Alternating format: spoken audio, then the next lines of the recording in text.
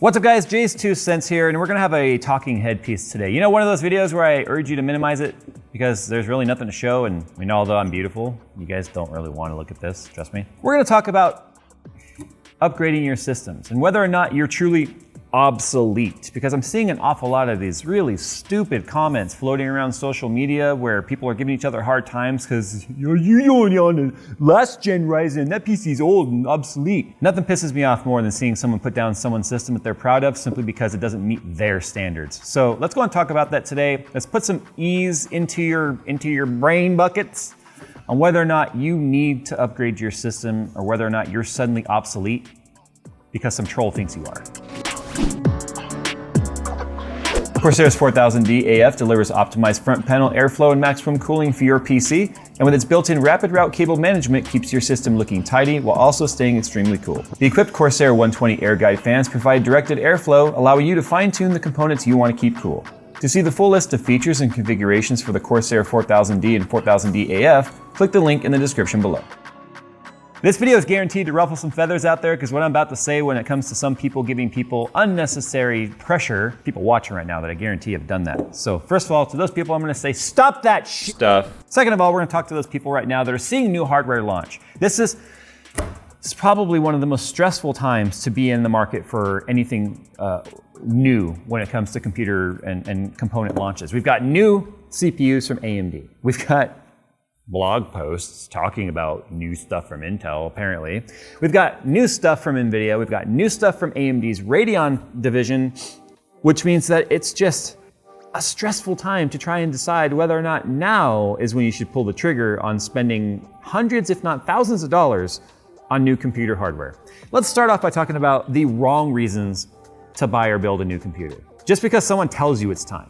That's the worst reason to buy or build a new computer. Trust me, you put your pictures up of your systems, they look lovely, you're proud of it, and then someone, why'd you go with that? That's slow. Or why'd you go with that? That's old. Or I would have done this, or I would have done that. And it's like, cool story, bro.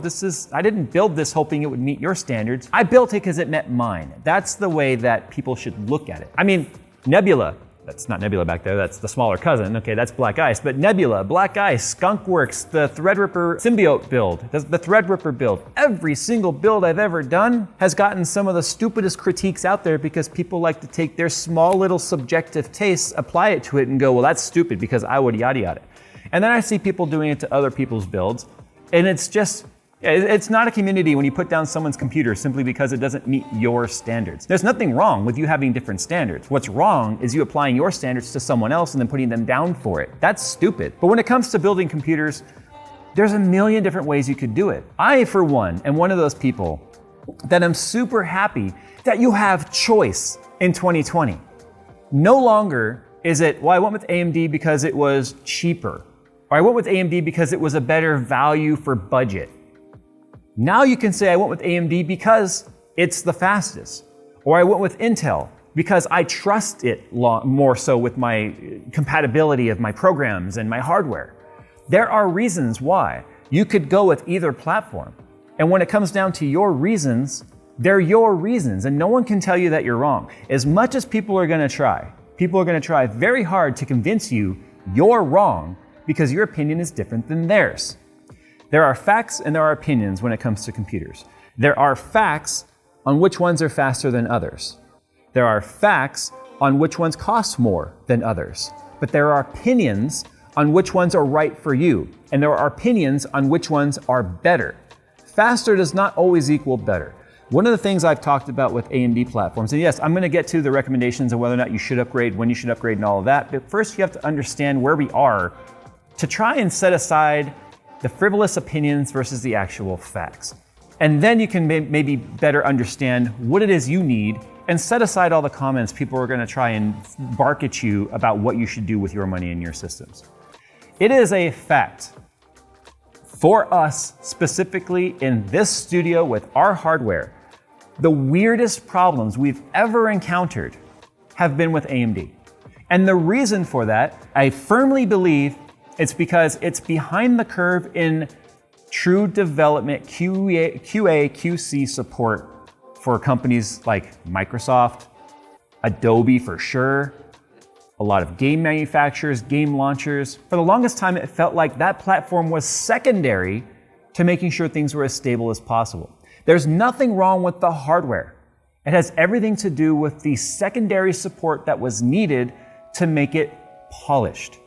And we're getting there. We are there now. In fact, when it came to testing our 5000 series CPUs, the only bug, the one weird bug we came across, and Phil will attest to this, and all of the testing I've done from Ryzen 1 up until now, there used to be some weirdness with BIOS, super weirdness with turbo behavior, Microsoft updates, just all kinds of craziness. Now we've gotten to the point to where the only bug I've encountered is MSI Afterburner not wanting to save its settings with a certain game on a certain platform. We're talking about, at least for us, it was the fact that MSI Afterburner would completely ignore whatever settings we had set in Far Cry 5 on the AMD 5000 series CPU. That's it.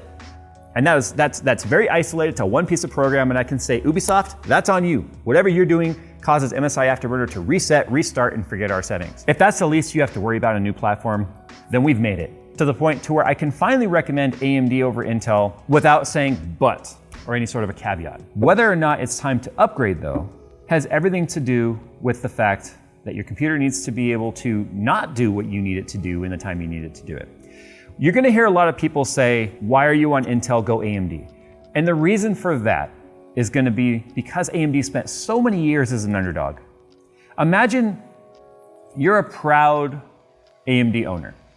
You've got your 8350, FX 8350 CPU, and you've got your old Crosshair motherboard, you've got your DDR3, and it's your system. It's all you could afford, it's what you built, and you've held on to it for like 8 years. And you're looking at it going, well, it doesn't exactly do too well on the benchmarks these days, but it's mine and I'm proud of it. And you post it, and all the Intel fanboys, look at you, you're old, you're slow, why would you go with that piece of crap? Because until Ryzen came around and then started becoming adopted, that was really what the landscape looked like. Intel owners dogpiling on AMD owners because, well, fanboys, dogpiling on them because you're the underdog. What happens when that underdog becomes alpha dog? Well, people want some revenge, and we're seeing that now. So it's becoming a lot more difficult to differentiate opinion from fact when it comes to which platform is better, which you should upgrade to, and when you should upgrade. Unfortunately, I'm seeing a lot of people that are adopting new 5000 series CPUs suddenly talking down to people on older series Ryzen because they're faster than the older series now, and you're having fighting within their own circle. God, it's sad to see. It's really sad to see. When it becomes time to upgrade, though, it's one of those things where don't feel you need to upgrade your CPU or your motherboard or your graphics card because someone tells you it's time. The only right time to upgrade something is when you truly feel like you're gonna get a benefit out of what it is you're gonna spend. Going from a 3900X, and this is an exact question I was asked. Should I upgrade my old 3900X to a 5950X? When did the 3900X suddenly become old? That CPU's barely been around a year. That CPU is still giving you the amazing uplift that Zen 2 gave us. It gave you performance that you couldn't get at that price point with Intel. And it did not suddenly become slower because something newer came out. It's not the fastest. Yes, I know there's a 3950X, but this was the way the question was phrased. It's not the fastest today, but it didn't suddenly get slower at rendering videos. It didn't suddenly become incapable of live streaming. It didn't suddenly knock 25 FPS off your games. It's still giving you exactly what it gave you when you built it. And just because we're seeing hardware start to expand both laterally, horizontally and vertically, and by horizontally I mean the amount of cores and vertically is the core speed, we are seeing competition at its finest, which is unfortunately creating a rift in people arguing over whose computer's old and obsolete. I've had people ask me if I'm retiring Nebula because it's obsolete. Two 2080 Ti's for the Win 3 graphics cards with custom BIOS, mind you, that will allow me to go to almost 2250 megahertz, which is a lot for 2000 series. This is a lot for 3000 series as well. But with a 9980XE 18-core 36-thread Intel CPU, asking me if I built this which by the way, CPU-wise is a lower spec, than Nebula because it's obsolete. And that's the kind of crap I'm talking about. The person probably didn't mean it facetiously, but to throw around the word obsolete simply because new stuff is out. And you know what? Let's put it this way. If you're on a 3900X, you're not going to go and upgrade to a 5600X simply because it's a newer, higher number. That would still be a slower computer. Upgrading is something that is, I think, stressful for anyone because you want to make sure you get the most for your money. But we're seeing a time right now when people are frivolously upgrading without the need. And when we see people rushing out right now and lining up around Micro Center twice around the block because they want to get a new graphics card, they want to get a new CPU, it's insane. 2020 has given us probably the most uplift in performance that we've ever seen for PC, but we're also seeing the demand higher than ever. So right now is probably a terrible time to buy as well because the chances of getting something without it being scalped and the prices being inflated is very low anyway. Graphics cards, they're a whole different discussion though, simply because of the fact that you don't have to look at doing an entire platform upgrade just to upgrade your graphics card. Unless it's really, really old. Like I wouldn't put a 3080 on, say, an FX 8350. You want to talk about bottleneck city, I'd be surprised if that graphics card ever hit 50% utilization. But when it comes to CPUs, especially Intel, you've got to get a new motherboard, a new CPU. They never really support the previous chipset or socket. They constantly are moving around a few pins just to make sure you can't. AMD's obviously proven that you can keep the arrangement the same and continue to upgrade, just furthermore exposing Intel's greed and lies. But when it comes to graphics cards, it might be the one time you'll hear me recommend, if you're on anything AMD right now, it's worth an upgrade. Especially if you're on anything Vega, Fury X, or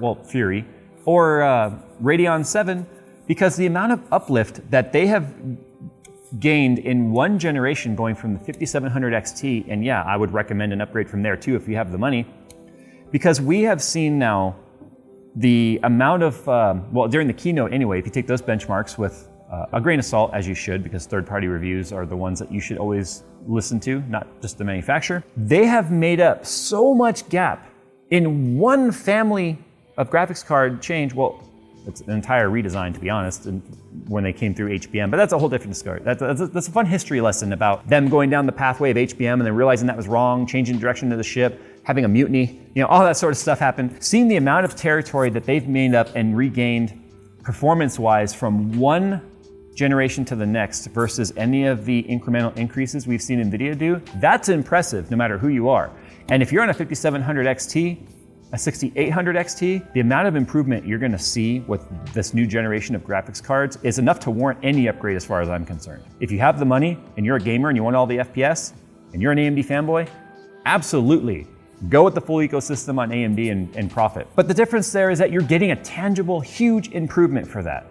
Not a couple of percent. An Intel CPU launch, a new family of CPUs, before they were giving us a couple of extra cores and calling it extreme.